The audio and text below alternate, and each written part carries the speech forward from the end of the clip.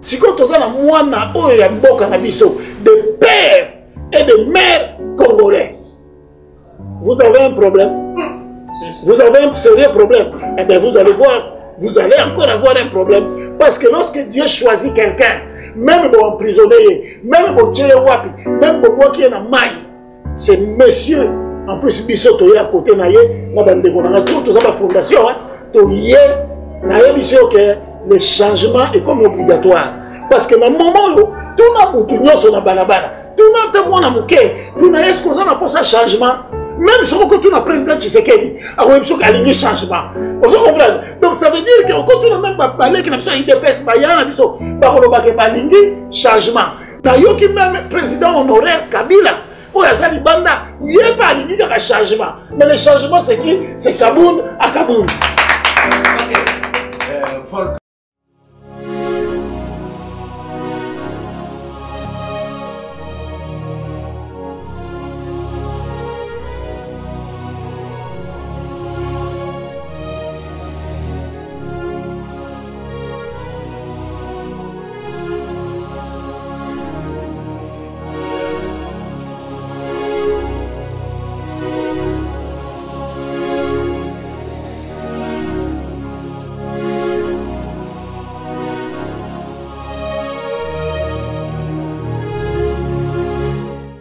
En tout cas, FRDC, nous te soutenons. Le Ouazalendo, nous te soutenons.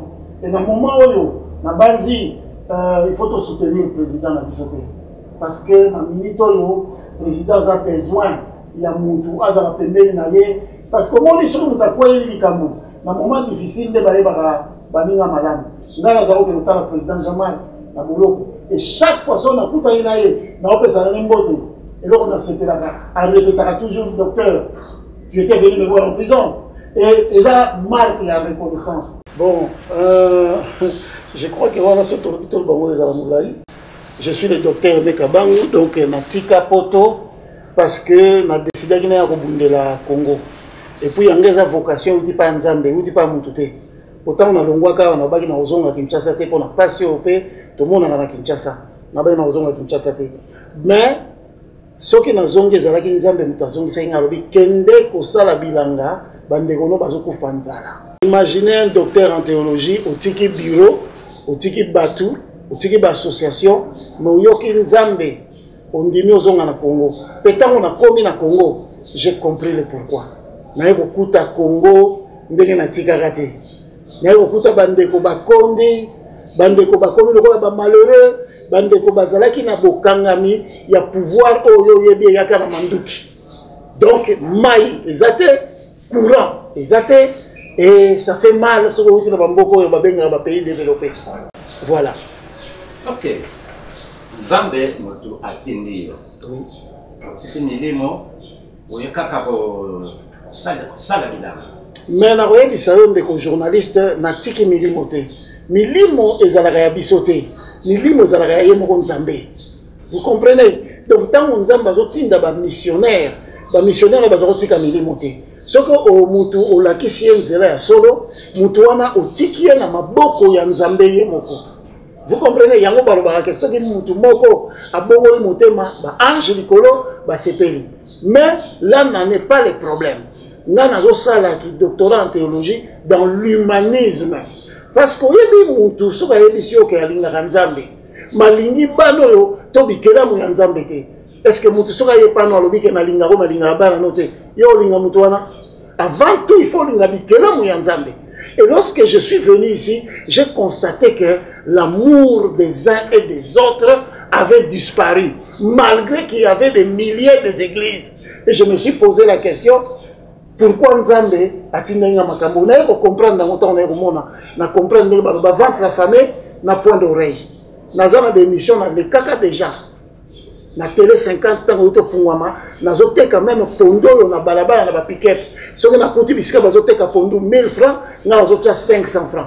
Ko yeba na Congo na yeba na makasi yango wana. Na yeba ite pondo e ko yeba ni samutu. Mais na ko na succès, ti ba pesinga kombo molesi ya bana Congo.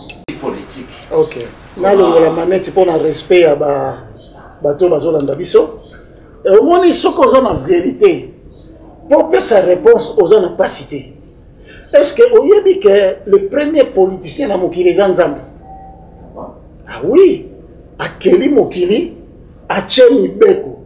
La politique c'est les lois. Les lois. Et ce qu'on a les politiques, on peut comprendre que les lois, on peut saler la awa na Mokili. Et ça, loi nous a mis à pesa kibiso. À Tcheba limite, à Kaboni Moutuna Moutuna Mboka naye, Moutuna à Sengipe Moutuna Moutuna na foyer naye. Vous comprenez? Donc, ça veut dire que naye na zongi sa politique bisike outa. Pour politicien, il faut allier ça. Population. Politicien, il faut battre la population. Politicien, il faut qu'on se pose ça, il y a population. Parce que population, et le mieux à la chef Nabiso. Lorsque je parle de la population, je parle du peuple. Vrai ou faux? C'est le mot peuple. Et Bible lobby, la voix du peuple, c'est la voix de Dieu. Et Papa Etienne Tshisekedi a dit le peuple, d'abord. Au moins, il y a des donc, ça veut vouloir dire que Batu ya Mayele et Sengeli Bakamba Mboka, Bakamba Pe Bandeko na Bango, na Bomemia, Batia Kimia. Et c'est comme ça, na laisse Batu. Ça s'appelle du social. Et la politique aussi, c'est du social. Et voilà, et amener na comme na politique, pour na koka solo na bayo, bazo diriger, que tout ça la bilanga ya munene, nzale sila. Papa nanga limbisanga na kato malobate na continuer muke. Oyebi ke mukolo oyo nzala ekosila na Congo makamunyo sope ebongi. Ba militaire na biso bazo ko bunda te po nini? Po nzala. Corruption na moyibe ekoti po nini? Po nzala. Bondumba ya bana na mikena biso ekoti po nini ba ujana? Po nzala. Nyonso ezali po nzala. E ba lobi ke moto ya zana nzala matoi na ye yokaka te. Or, matoi eza parmi les 5 sens on zambache na nzoto ya muntu. Oh, c'est très important que nyonso ekoka kosala. Donc, imagine Congolais azo suba na balabala. Congolais azo boaka papier mouchoir na balabala. Mazana kanda na la mona ba jeune bazo la mukabalobi kulutu le l'homme méchant mabe lobi na lia kité l'homme méchant. Si ko mutande mona yo koyebisa ndenge nini ke lokota papier. Pourtant na poto na vandi so boaki papier, outre ba mentalité no moi mama ya koko ya mundele a lokoti papier tient na poubelle. Ete yo muto ya lesaka bana na ye malamu bana bayokelaka ye muto ya lesaka bana ni malamu te bana ba se rebelaka omona bana nga so bakoti ya so ba moni biso ba kopesa bino tout bonjour mais ngala kenda ko luka batwa otali bina bana bazoleka si mande tango na kutana nda bando présenter ngabi o mwana nanga ngatali ah mwana aleka isa kopesa ngambote. L'éducation c'est d'abord la nourriture. Pourquoi Nzambe ye moko tango avant ça la muntu akokisi biloko kolia asali nyoso ndesima akeli mutu? Est-ce que Nzambe azazoba? Docteur, je vous le dis, les jours où les Congolais vont bien manger, vous allez lui dire quelque chose, il va respecter ça. Tout à fait. Parcours politique. Moi, on m'a intéressé quand on a osala babilanga. Ils ont un grand professeur à la TV, à Tinderinga Batunaye, un grand émissaire de ce pays, le professeur Mokonda Bonza. Je crois que Batubako Yebazaki prof, il y a une université, après ça, Batumingi Balobana TV, Basala économie, Yom Tapesa Bango cours. C'est les gens Batalaka, à Beningaï, à Pessingambaramoko Fédération, il y a Ville Mobimba Kinshasa. Et j'ai dirigé ça dans CDC. Convention des démocrates chrétiens. Donc, il y a un chrétien. Mais on a un comment na banzala Nathalie Boye, na aussi professeur Bato Baromero Partinayo. Mouto a na makanisa malamu, Batu tout bazali banda bazo chaikal. Au moment où on a parti, on s'est années. Batu tout bazo chaikal. Alors j'ai travaillé dans PSA qui m'a conseillé, le col azo kanga bien tazo kaboui. Na aussi parti au Kufa, na longwa, bazalaki na papa qui a kwama.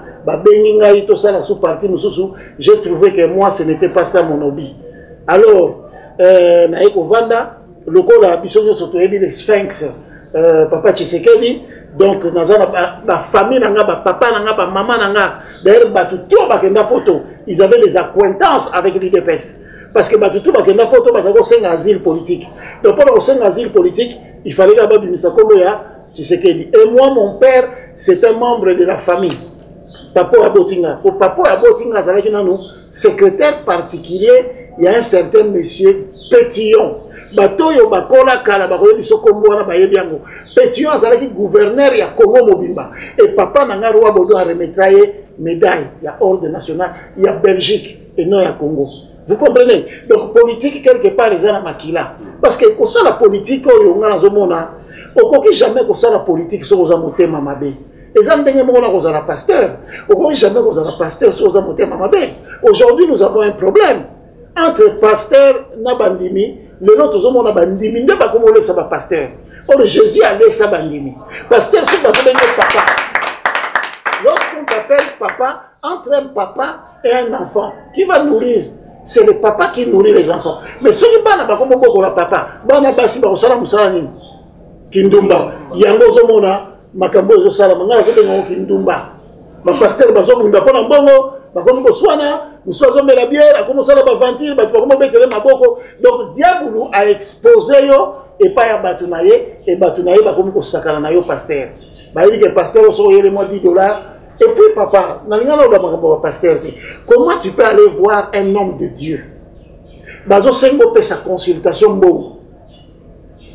Yebisangai, naso yebate problème on a ça la nini. Na loba inga soki na zuki bo konzi la kanyi na loba église. On doit tout recommencer à zéro. Et tout le monde est d'accord. On a besoin du changement dans ce pays. Tous les journalistes ont besoin de changement. Tout le monde a besoin de changement. Papa a besoin de changement. Et le changement, c'est qui dans le moment au Congo? Lucas parti pour le moment Alliance pour le changement. C'est Jean-Marc Kabound. Parce que Jean-Marc, c'était un jeune homme. Il est toujours jeune. C'était un jeune homme qui s'est approché.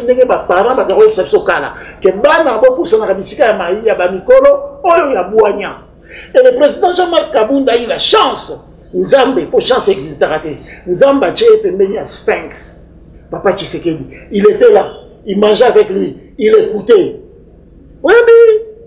Naïbité. Naremalgane, Tibana adoptif. Ba respectera. Ba zwaka mingi kolega bano yomokoboti. Pour moi, l'adoptif a eu intérêt à nous. Et je peux vous dire réellement l'incarnation. Nazon lo bayango eza fraternité. Nazon mona poto. Nazon la lipatim gona okufa.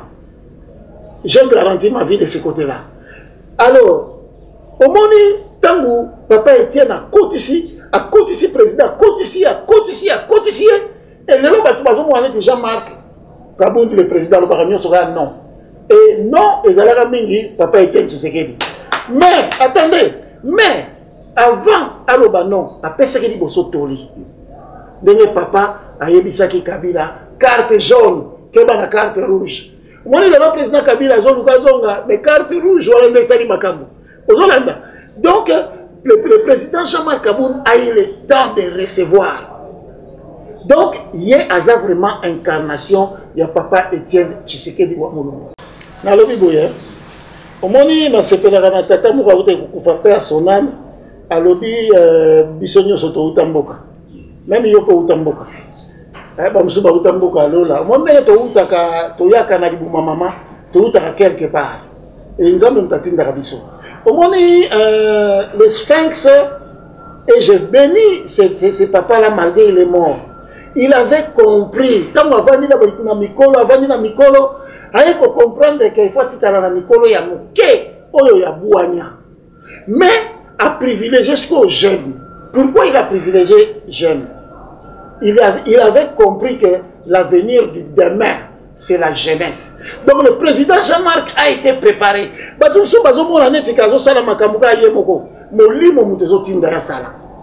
Au moment où pour gouverner, il faut que molimo ya Nzambe. Papa Etienne Tshisekedi azaki na molimo ya Nzambe. Au moment où il malamuté. C'est pour ça que il faut battre la présidence Jean-Marc. Tala likambe comme la papa. Na mona en clair tetilelo. Balobi bato malamu balingaka bango bazwa pouvoir te.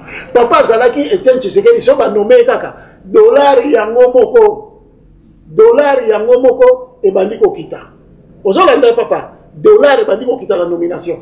Au moment où le président Jean-Marc a komaki na pouvoir ayebisi bango alobi photo kit sa train de vie ezotambola nde moko na esprit na nga ngai ntango nakendaki na tv naza na baimage je peux donner nakendaki na tv nalobi bakitisa badepute na 1500 $, totala banani baza na amour mpenza ya solo ya kosalela Congo. Et c'est ce que le président Jean-Marc avait demandé. Et c'est ça l'idée aussi du Sphinx, père son âme, papa Étienne. Il voulait que Batouba lia bien, Batouba mera bien. Donc papa au combo Jean-Marc Kabound, tant que Moutaya lobi que to quitte ça train de vie. Moutoua naza Moutouma be. Bayoka qui est, tant que Bayoki était Goma tombé, yena bolo. Mais Moutoua Bunda, oh ya Bunda même signature qu'on est longwa, yena ba combattant. Il y a Genève, c'est papa Jean-Marc Kabound. Moutabundi wana parlement makambo bon wana. C'est le maître nageur 520 gigas. Au moins ceux qui osent na mutamakasi, nga bato bazalaka nga soko tuni même ba maître bazalanga, ils apprennent chaque jour et ils deviennent forts. Soko tuni moi sinanga, yo pasteur ko sakamete. Akoyebi soba maloba mususu, ozanga ndenga koloba. Vous comprenez? Donc Moutoutou Azalaka un envoyé. Et si le président était parti là-bas, il n'y a pas d'hasard, n'est-ce pas? Bakouta Jean-Marc. Le président Jean-Marc, il est le dernier nommé par le président. Signature. La dernière personne qui fut nommée secrétaire général, c'est qui? C'est papa Jean-Marc Kabound. Dès que le président Kabound a Outamboka. Oui, Jésus a Outamboka. Aouta pe mboka mboka lolati. Hein? Nazareth. Na Nazareth. Jésus de Nazareth. Hein? Sikoyo. Président Kamere, oh, avec tout le respect, Aouta wapi. Aouta pe mboka ti. Ba este kuna. Bon, toke na maître na avocat zao. Aouta bandunda. Nana Aouta poto. Ngene yo mozo benga na volcan nani Nirangongo. Volcan Nirangongo. Omoni volcan Nirangongo wana ezo rappeler ngai chapeau na lati. Omoni lelo na lati costume te. Izaki na zangi costume. Mais na lati boye d'abord parce que président oyo nazana ye lelo ndeko nanga parce que balobi entre un frère et un ami le choix est clair. Alors ndeko nanga ayebi ke na solo la kinaye ayebi si na docteur na kena kotale na boloko président Jean-Marc Kabound poza congolais baya koloba te suso aza toyebi alors to solo li na yebi na lobi nazoyoka pasi na vandi na boloko na kangami awa ba mama oya ngai oyo baza na este bazo violer bango bazo boma batu tala ye mutu auti katanga luba banini azolo bango mais nazo mona batu oyo bango mokutu ya este bazolo belango te. Alors ça veut dire que mutu oyo azana souci ya mboka oyo azana souci que population za bien si ko bino bozolo bake ya uta na mboka mabele ni salobi biso nyoso to uta na mboka Kasavubu, auta na mbokati na mayombe kadi kiasa bazoli ya ntsaka madezo ngemetula fioti mutsambu wa buyoka oke na Mobutu oyo balobi bangala bango balobi ke lisano jikoti kanke mansana elakisi ke na oki mama moko agangi kuna elakisi ke lisano nzete tikela makapu ozo comprendre lisano politique batikela ngo changement s'il vous plaît. Ok na Kabila le père. Kabila le père aza mutauta kuna le kabalulu abura kenda bakatanga aza ekolo ya papa nanga azali mulubakati. Ya vanda kine kuna soki nzale saliye ba piake saliye akota che trouble azui mo ba diamant na ye ake kuna azobala azobota. Auta na mboka. Aya wa makolo ti azui pouvoir. Ayali biso mwana na ya présenter biso ye Joseph Kabila yekutu ndekone zowa lobike biso to yebaka na biso te toza ba congolais toza ko vivre na Nairobi asala ye moko interview c'est pas moi auta na mboka ozoka ke po alo balingala alo banini auta na mboka mais ils ont gouverné siko toza na mwana oyo ya mboka na biso de pères et de mères congolais. Vous avez un problème, vous avez un sérieux problème, eh bien vous allez voir, vous allez encore avoir un problème parce que lorsque Dieu choisit quelqu'un, même bon emprisonné, même bon tcheye wapi, même bon bois qui est dans maille, c'est monsieur. En plus, biso à côté naye, na bande konanga tout ça fondation, hein, to yé naye biso que le changement est comme obligatoire parce que dans le moment où tout na mutu nyoso na balabala, tout na te mona muke, tout na est-ce qu'on a pour ça changement, même si on tout na président Tshisekedi, a on biso kalingi changement. Vous comprenez? Donc ça veut dire que quand tout le même va parler que na biso IDPS ba yana biso ba koloba ke balingi changement. Na yo ki même président honoraire Kabila Azali Banda, il n'y a pas de changement. Mais le changement, c'est qui? C'est Kaboun à Kaboun. Ok. Volcan, tout allez évoluer. Merci. Vous commis, na ramoko, popularité moko, na Mwamba. Moussala. Magie et zani. Moussala. Omoni, Mwamba Kakate, Ngaza Congo. Bana, il se comme le Sabana Congo. Nazoteka bakondu na balabala. Et je suis fier de ça parce que moi j'ai perdu mes parents à l'âge de 8 ans. J'ai perdu mes parents à l'âge de 8 ans. Tozongi Kinshasa, Babotoli Sobanda Gonyoso. On a passé par un moment difficile. Il y a longtemps qu'on a poto na bina ozonga Kinshasa. Mais na volonté nous avons na zongi et aujourd'hui je suis fier d'être na bande konanga na sala ba 1 an wa 2 ans na vandaka awa pona bande konanga. Omoni so lingi mboko te oko et donc on a remarqué le président Jean-Marc tant na boloko na yoki ebisika leli lito ipasité na yoki ebisika lobite lokolo pasi bo memangana ke na Afrique du Sud liberté provisoire kutu azalaki muto ba promettait ki ba na résidence surveillée mais ba ko côte sekuna azo tala bango azo comprendre bango. Oh, le président na biso alia fufo maman Martha Lamba Aliana Sphinx, mais qu'on lia wana, et loko et salami na kati ya libumu na ye, papa Tshisekedi a botami na kati ya président Jean-Marc. Soko tali attitude même na boloko, même temps bazako kanga papa Etienne Tshisekedi, azako vendre ka kimia. Et ce monsieur m'a marqué. Je me suis dit que je vais me battre à côté de lui. Et à côté de lui, je vais me battre parce que naye ko comprendre que y a lingi Congo. Alors on a ya ki apona sunga Congo. Donc tu as ça la synergie. Aux Hollandais. Et je vous dis, vouloir ou pas, il y aura changement dans beaucoup. Tout le Bélanan du Cambodge, partout, na Bozan, na Congo, Bozan, na Ora, mais il y a moins de carnaval, banini. C'est quoi? Quand on a une sélection de moi, l'adversaire n'a pas sur la machine à voter. Bande ko bazali bayedi. Tozali awa na otanga ba kombote, balobaki on a TV. Nani oyo ayibaki. Tibi sikanga na uti ayibaki. Siko moyo to bunda bien zalaki te. Siko lelo yo, je me sens libre siko yo ya ko lakisake, je suis une force parce que moi j'avais réussi. Si on bat tout bayibi ba machine. Nazali mutu na ba mama bilanga, nazala ba professeur, nazala ba maître, nazala ki awa plein, na ba ndeko bayebi on ndeke ba mama bayaka. Na pesa ba mama ba espace bilanga ti lelo ça fait 17 ans. Ba salaka, ba pesa nga un likutate. Ba boko na ba na bango, bana musuba sisi ba classe. Ndeko langa, yango moni ke soko lukelinga mabe, nzamba zo batela nga likola bolamu nanga. Ozolanda.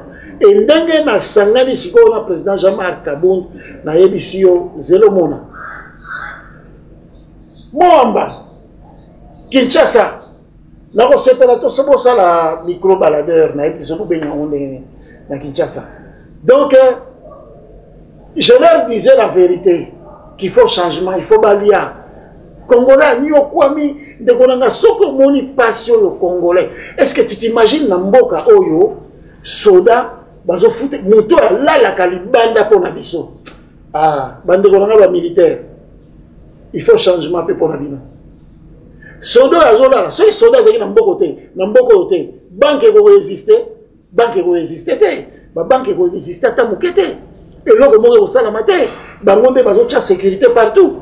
Mais ba muto azo batela yo ozo futa mbongo ya pamba pamba ndenge moko na ba professeur ba mususu ata ba mingi ba ba français ba beawa ba yeko lango et pas ya ba professeur wana batangisi yo un professeur qui donne sa vie pour toi bazo futa yo comme député bazo futa 40 000 35 000 professeur ba futa $100. Est-ce que vous avez besoin de changement?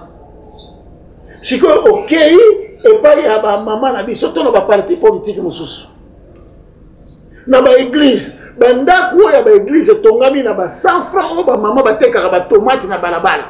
Bango va contribuer à l'église. L'église est si comme une mbongo. Au tcheba tono va tomber la rabadendo. Na kati église, si on a côté au bibo bois karambongo à volonté. Ba comme bois que l'mbongo. Mukoro yo décidé ce qui nous a décidé soyo yo lobi mwana na ngande héritier. Est-ce que l'église est un héritage ya mwana? OK. Volcan Rangongo. Merci beaucoup. Docteur Mekabang. Merci beaucoup. Biso na politique morani que komingi balobaka boye. Akombe na voter yo comme député. Olongo même awa okeko lokabo vanda tana na ma campagne. Si on a l'imbi sana na retour motunate oye pa nanga omoni ndenge nini est-ce que na kolula dans ma campagne essence ezali makasi mais soki na tiki essence ya poto na iko ndimawa le président Jean-Marc Andima ko vanda na boloko na bangungi na salité na iko vanda pour une bonne cause parce que c'est la volonté de Dieu. Lorsque tu es un homme qui connaît Dieu, Nzamba tindi on sait la volonté na ye. Peuple, il faut à la libérer.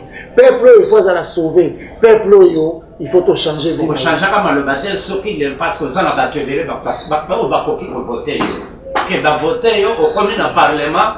Oh, ma campagne aux autres besoins sur le parlement. On va promesse ça la grande campagne là sur la côte au côté la gage. Au monde de Konangai na yena Congo na sombi 117 hectares na comme le sabato.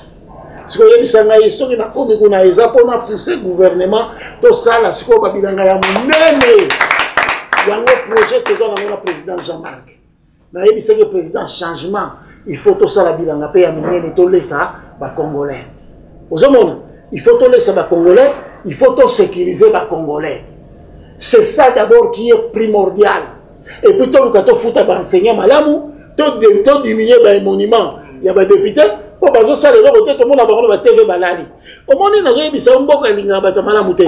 Bazalaki déjà ko banga ke mutoko la ngai na koma wana. Parce que au monde ba mayelo tozu na ba pays développés parce que les ba pays en voie de développement. Donc ça veut dire na déjà en avance. Muto asa longanzala azana posa yibata na ko yiba pour ça na monini. Ndako tunazo kama batu bazo yiba mbongo ebele bango moko bazo mitongela hôpital awate. Si vous avez préféré que ce kabeli a joué avion à kende na poto, mazo e baté na 8 heures du temps wana. Santé na yenyo se dégradé. Oso mutaza maladie ba première minute nde e kontaka. Soki oza na politique, oza na mbongo, au stade hôpital à munene, et je continue le mbongo. Et puis yo mo pozo se soigner wana. Ngana sali boulangerie za na makala. Nana yebi ke na texte ma pa boni na boulangerie wana. Nana yebi to texte ma pa combien Ma pas mis balai na 500. Qu'est-ce que j'ai? J'ai des millions. J'ai pas de millions. Si vous bateau ba na millions. Donc tu vas ça la boulangerie ba kabara mapa. Ozo yiba zongi sala bateau tandambu na côté wana. Ozo yiba za yote. Mais yo zo yiba et le ozo sala ya bien ozo kende ko bala bala. Ko bota bota. Si ko tangu yo sala mabe ozo yiba te ke bana na yo ba kotika na problème. Tangu yo okende ba ko attaquer tina bana na yo. Qu'est-ce que tu laisses à tes enfants? Nous devons nous unir. Nous devons nous aimer. Oyebi lelo yo. Tala ngai na longwe. Na parti exemple majoritaire. Enfin, deuxième force politique ya Congo. Nga na longwe. O toza na kati ya majorité. Mais na ndimi na ya na opposition bisika ya pasi. Pourquoi? Parce que je suis un enfant de Dieu. Un enfant de Dieu doit être du côté du peuple. Le corps du peuple a zoni okwama. Nalobi, président Jean-Marc a tiki, a démissionné la poste de premier vice, il y a président de l'Assemblée. Mbongo bone a tiki. Aye, andimi boloko, aye kota passe. Voilà ce qui m'attire. Na lingi to za mamuto andimi passe, quand ça le changement à la Congolais. Le Congo a besoin d'un changement. Le Congo, c'est vrai, doit rester uni. Il y a un peu de mbela, ça vous permettre. Au moment moi je suis aujourd'hui le leader de l'opposition dans Katia Villa Kinshasa. Pour le leader de l'opposition, il y a Congo. Vous comprenez? Parce que, je vais vous dire quelque chose. Tala nanou Congo n'engezali. Tala Congo n'engezali. Bilo konyo soza na Congo. Mais Congolais azonyo kwa. C'est qu'il y a un problème. Le président Jean-Marc Atiki, ngana Tiki, n'eko sangana. Batu bazo comprendre le rôle opposante. L'opposant, ce n'est pas d'ingérer la majorité. L'opposition est pour étaler la faille.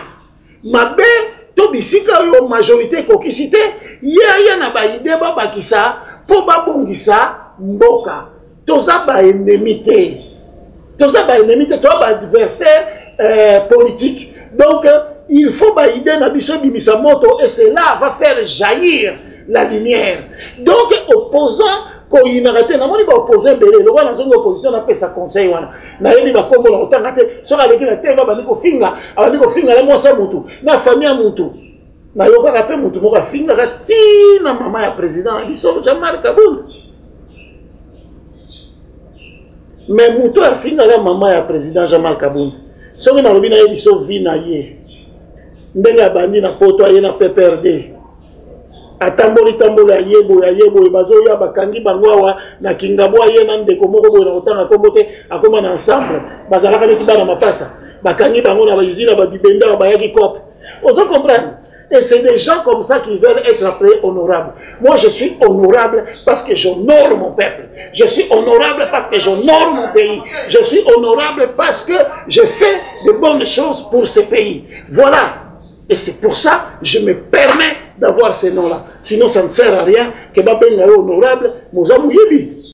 Ngai problème nangai ezali que naza na fondation munene na ba cadre minene ba utaki pe ba parti songolo o batika na bango tango ba yokaki lokwa baza na fondation docteur Emeka Bangu, fondation Emeka Bangu c'est plutôt ba décider ki ba ya ko se joindre nanga surtout tango ba monique na kei et pas ya président Jean-Marc balobi muto biso to ko sunga. Donc bango pe bazawa bandimi bazonga na opposition baza ba leader baza na ba groupe na bango ndenge bavandi ya mutu na mutakoza na ba 500 000 personnes donc ndenge bavandi ya ils sont venus me rejoindre et na kosala tout d'ailleurs que le président Jean-Marc akoka koyamba bango biso nyonso toza ebele ba cadre akoka koyamba bango na lingi na yebisa peuple congolais. N'a s'allié avec le président Jean-Marc pour Tobongisa, côté sécuritaire Yamboka. Pour nous spécialiste en matière sécuritaire, nous sommes aux États-Unis, nous sommes au Kinshasa formé par les Français et les Israéliens. Bana Congo, Baza Bayebi. Na bimisaka, na epiteso na rolo bango, na bimisaka quand même ba structure yoka et ça la opération Likofi. Donc makamwanya so et utara na bongo pour na peuple. Deuxièmement, toler sa population pour bazana nzala et to garantir éducation ya bana na biso et to pe sa jeunesse place na ye pour na lobby nango parce que eloko mususu na koloba on a sepelé par le président Jean-Marc oyebita on a commis na kuti batu bana ba poste ba jeune assistant na ye jeune nani boye jeune dans la télévision ngalobi vision papa yango et nzamba zo rappel ba jeune Nzamba Zoringa nazaki très très jeune. Azoki David jeune. Ba mikolo bazalaki na ndako. Mukolo oyo batindaki Samuel akende kopona mokonzi. Samuel akomi atali amoni bambinga atali bayebisi na Nzambe awate. Alobi ye tuna papa. Soki bana ni tuba koki. Papa alobi te. Papa ye balita lo négliger utu. Abite moko atikali na Nzamba abatelaka bangombe babiloko na biso. Mais papa, mutu azo batela biloko yemta olesa bangoti. Omoni bilanga ndenge sala makambo. Na bilanga mbongo est-ce que na ko expliquer comment mbang. Est-ce que batu bayeba ka mbongo sala maka grâce à bilanga. So ba yebisi muta mayele ta comprendre que mbongo za feuille uta na nzete. Et la moto lati coton et uta na nzete. Biloko olia miliki fromage tout et uti na nzete. Yango nzambe bazolo bazalaka na jardin. Dans le jardin d'Éden, il y avait tout. Barema. Alors, et là qu'on a koloba lisusu eza to tenir rigueur pété na bateau yo ba échouer. Bateau ba échouer, il faut comprendre peut-être que ça question ya connaissance. Bateau belé bazo ba poste o esengeli te bango bazwa. Ozomona mutu bako tcha na régie des eaux orié à ça l'électricité. Siko yebisanga mutu ba tcheye na mona ba nommé na sécurité interne un avocat. Moutasala droit. La sécurité interne, un avocat. C'est des choses que le président Jean-Marc doit venir changer avec le docteur Imekabam. Toi, on a pour ça. Au moins, tozo banga mutute. Et je veux que le président Jean-Marc ait confiance parce que au moins, mututoa lukaka sapatou o ekokai na lokolonaye. Okoko bando sombi sapato mekaki oyo ekoki bien te. O meki oyo ekoki bien te. Tango oya ko meka moko ekoki yango ndo okangala se. Ah, pas Jean-Marc n'a qu'à lâcher. Il y a Sapatou Makambo et Vandi. Je vais défendre mon parti, je vais défendre ce pays, je vais défendre l'autorité morale et je vais même donner aux gens qui sont là-bas des cours. Comment est-ce qu'on peut, l'homme qui a le pouvoir, de gérer beaucoup. Pour jamais belé, je vais donner mon temps pour ça. Et c'est ce que je peux vous dire. Ok. Internet, Nabiso, bon, ok, tu as bien le volcan. Volcan, Nirangongo. Nirangongo. Wana mtu pesi nga kombola. Yabu tunapesio komala kona moto. Vraiment si on a préparé que tout na teme yo moko sanzi balave kiti. Vraiment. Voilà tous ça pour remercier le docteur Oya Mebiso. Na équipe na staff na ye. Ouais. D'accord, ba kombola bango ba. Monsieur Serge Bondier. Donc commentaire radio ya FAC, Fondation Imekabam. Voilà. Je m'appelle Monsieur Not Kibambe. Je suis l'un des hauts cadres de la Fondation Imekabam. FAC. Fiston, maître Fiston Massa, avocat, dans un peu mon cadre au niveau de la Fondation Imekabam. Ok. Merci. Bipa Gozali. Soto komela kibiro na bandako. Zali pona dextérité ya Otobengaka. Nyangarakata na image. Mosenzi na montage. Jean-Pierre Pipina. Esi mbote. Mais na koloba liloba moko. Na ina loba liloba moko bandeko na ngai. Est-ce que tokoko telema une minute de silence pour la mort, na ba violence au peuple na besoin de subir. Ah, une minute de silence.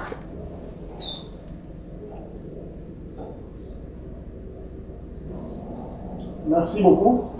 Au moment où président Avanda, Abanza, Moutoyo, Oyo Tata Tikelaki Bango, Kwake Abate la Bango.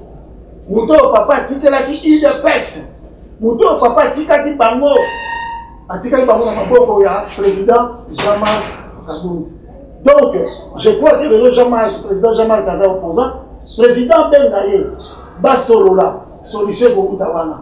Pourquoi la lobby de Mwana? Se permettre le président Jean-Marc na RFI, toutes les questions, le président, on retenir. Et ça m'avait touché. Le président dit ceci, et là on a retenu les amis balés.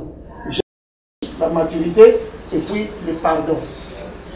Donc ça veut dire que le président a dit ici Batounios, président Asunamboka. Et c'est le président Tshisekedi qui a le pouvoir, à qui ça mon thème. Président Tshisekedi, à Lukaye, à tout le conseil, toute la famille Moko, tout le mois, parce que si nous avons besoin de changement. Et mon président, le changement, c'est Jean-Marc Kabound. Alliance pour le changement. Merci.